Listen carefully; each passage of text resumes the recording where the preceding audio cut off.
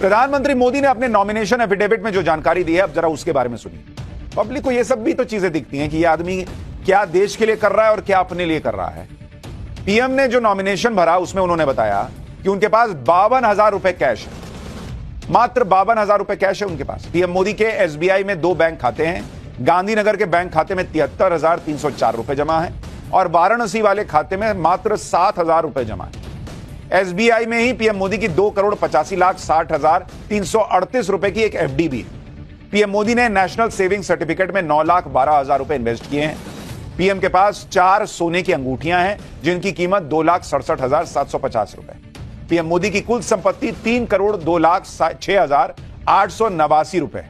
PM Modi के पास ना तो कोई घर है ना ही कोई जमीन है और ये जो सैलरी आई उस पर एफडी वगैरह किया, जो हिसाब है उसी से जो पैसा बना वो है।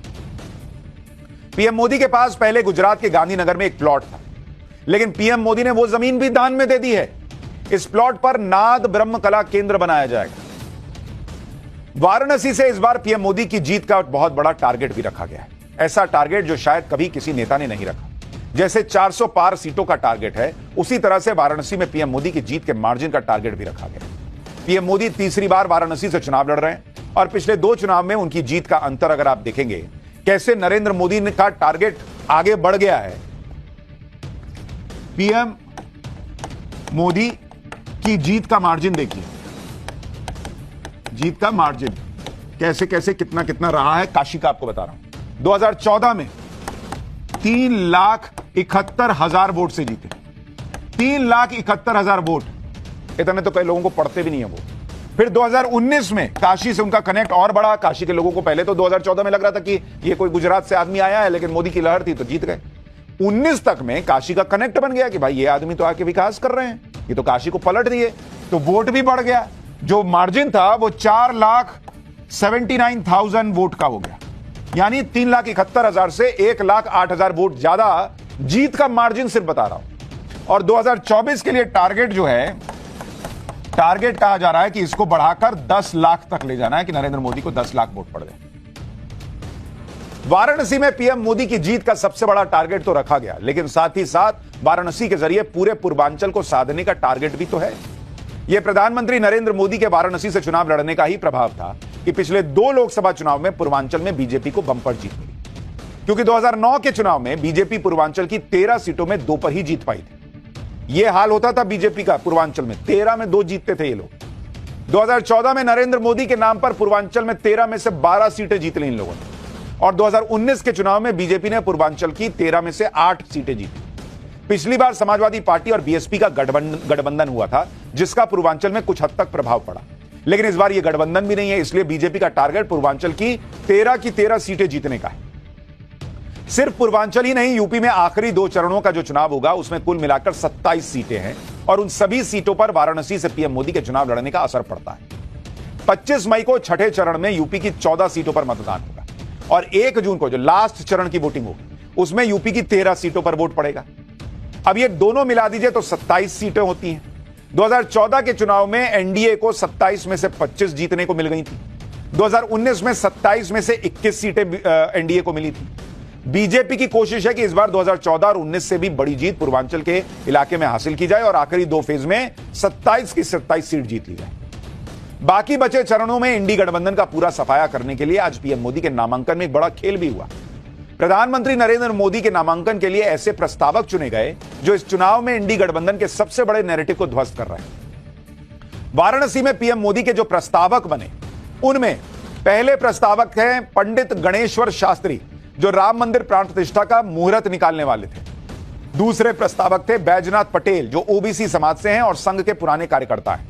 तीसरे प्रस्तावक थे लालचंद कुशवाहा, ये भी ओबीसी समाज से आते हैं, ये बीजेपी के पुराने कार्यकर्ता हैं, इनकी कुशवाहा समाज में अच्छी पैठ मानी जाती है। और चौथे प्रस्तावक थे संजय सोनकर, जो दलित समाज से हैं, भाजपा के जिला महामंत्री हैं। सोनकर जी को काशी में पीएम के भरोसेमंद लोगों में से एक माना जाता है, यानी 2 ओबीसी, 1 ब्राह्मण और 1 दलित। नरेंद्र मोदी के प्रस्तावकों में ओबीसी और दलित का शामिल होना इंडी गठबंधन के उस नैरेटिव को खत्म कर रहा है जो नैरेटिव पिछड़ों और दलितों को लेकर बनाया जा रहा था कि नरेंद्र मोदी तीसरी बार सत्ता में आए तो संविधान खत्म कर देंगे, आरक्षण खत्म कर देंगे। लेकिन जो व्यक्ति 2 ओबीसी और 1 दलित को प्रस्तावक बनाकर अपना नामांकन भरने के लिए जा रहा हो, वो दलितों और पिछड़ों का आरक्षण खत्म कर सकता है क्या? यह अब सबके सामने है। यानी प्रस्तावकों से ही विपक्ष का सबसे बड़ा नैरेटिव खत्म हो गया। पीएम मोदी के चारों प्रस्तावक काशी के ही रहने वाले हैं, क्योंकि प्रस्तावकों का स्थानीय वोटर होना जरूरी होता है। पीएम मोदी के 4 प्रस्तावकों में से 2 पंडित गणेश्वर शास्त्री और बैजनाथ पटेल नामांकन दाखिल करने के दौरान मौजूद रहे। पंडित गणेश्वर शास्त्री पीएम मोदी के बगल में बैठे थे, जबकि बैजनाथ पटेल उत्तर प्रदेश के सीएम योगी आदित्यनाथ के बगल में बैठे थे। नामांकन के बाद पीएम मोदी के प्रस्तावक बैजनाथ पटेल ने कहा कि बीजेपी में छोटे से छोटे कार्यकर्ता की इज्जत होती है। सुनिए पीएम मोदी के प्रस्तावक को एक बार। बहुत खुशी हुई, और ये तो मुझे याद है ही और मैं जानता ही हूँ कि भारतीय जनता पार्टी में कार्यकर्ताओं की इज्जत होती है। उसी लिहाज से आज जो 50 वर्षों के अनवरत प्रयास के बाद एक मौका मिला भाग्य से कि प्रधानमंत्री जी का प्रस्तावक बना, काफ़ी खुशी है। केवल हालचाल पूछे, बधाई दिए, इसके बाद अपना पर्चा भरा गया, वो अपने तरफ गए, हम अपने तरफ आए। चुनाव बाकी है, चुनाव 10 लाख के पार के लिए हम लोग सतत प्रयास रणनीति बनाए हैं। इसके अलावा अगर 2014 और 19 में प्रधानमंत्री नरेंद्र मोदी के प्रस्तावकों को अगर आप याद कीजिए, तो 2014 में पीएम मोदी के प्रस्तावकों में पंडित मदन मोहन मालवीय के पौत्र और हाईकोर्ट के रिटायर्ड जज गिरधर मालवीय, पद्म भूषण से सम्मानित जाने माने शास्त्रीय गायक पंडित छन्नूलाल मिश्र, वीरभद्र निषाद जो मल्लाह हैं और अशोक जो बुनकर हैं, ये शामिल थे। यानी 2014 में पीएम मोदी ने 2 ब्राह्मण और 2 पिछड़े वर्ग के लोगों को प्रस्तावक बनाया था। जबकि 2019 में नामांकन के दौरान पीएम मोदी के 4 प्रस्तावक कौन थे? जगदीश चौधरी काशी के डोम राजा परिवार से हैं, डॉक्टर अन्नपूर्णा शुक्ला बीएचयू के महिला महाविद्यालय की पूर्व प्राचार्य, सुभाष गुप्ता जो 1957 से जनसंघ से जुड़े हुए हैं, और कृषि वैज्ञानिक डॉक्टर रामशंकर पटेल जो कुर्मी समाज से आते हैं।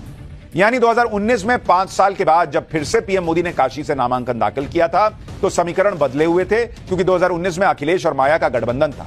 इसके तोड़ के लिए पीएम मोदी ने दलित, ओबीसी, ब्राह्मण और बनिया कॉम्बिनेशन से समाजवादी पार्टी और बीएसपी के गठबंधन के इंपैक्ट को खत्म कर दिया, जिसकी वजह से अपने मजबूत इलाके में भी सपा और बसपा कुछ कमाल नहीं दिखा पाए। पीएम मोदी के नामांकन की एक और तस्वीर आपको दिखाता हूं। पीएम मोदी के नामांकन में बीजेपी के तमाम बड़े नेता और मुख्यमंत्री शामिल थे। वहीं पीएम मोदी के नामांकन के दौरान एनडीए गठबंधन ने भी पूरी ताकत दिखाई। ये देखिए, पीएम मोदी के नामांकन के दौरान एनडीए में शामिल सारे दलों के नेता वहां दिखे। उत्तर भारत से लेकर दक्षिण भारत, पूर्व से लेकर पश्चिम भारत, एनडीए के सारे दलों के नेता पीएम मोदी के नामांकन में आज शामिल हुए। एनडीए दलों के नेताओं से पीएम मोदी ने अलग से मुलाकात भी की। महाराष्ट्र के सीएम एकनाथ शिंदे थे, प्रफुल्ल पटेल थे, बिहार से चिराग पासवान आए हुए थे, जीतन राम मांझी थे, पशुपति पारस थे, जयंत चौधरी, ओम प्रकाश राजभर, संजय निषाद, अनुप्रिया पटेल, दक्षिण भारत के मशहूर एक्टर और जनसेना पार्टी के प्रमुख पवन कल्याण, सब पहुंचे हुए थे। भाई, ये वो टीम है जिसकी मदद से पीएम मोदी 400 पार का टारगेट पूरा करने की कोशिश कर रहे हैं।